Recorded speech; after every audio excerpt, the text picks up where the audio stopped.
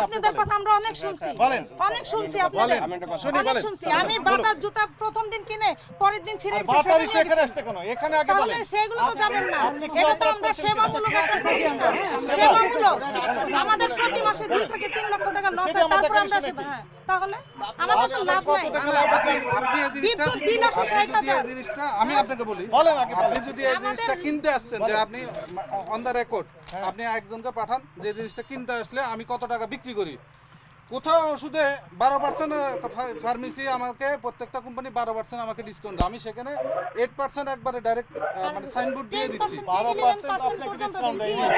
জি জি জি কথাটা শুনেন। বলেন বলেন কথা, আপনি বসেন, আপনি বসেন, আমাদেরও কথা আছে, আমাদের কথা, বসেন বসেন। শুনেন, এটা আপনি বিক্রি করেন কোন আইন বলে? নিষিদ্ধ। এটা বিক্রি করতে পারেন? এই যে মাওলা ট্রেডার্সের মাওলা ট্রেডার্স না, আপনি নিষিদ্ধ পণ্য বিক্রি করতেছেন এটা কেন? লিখে দিলে সেল করে এইটা আগে পড়তে হবে। দেন আপনি আপনি এটা আসবেন। কোথায় দিয়েছে পড়েন? জি না, আপনি হঠাৎ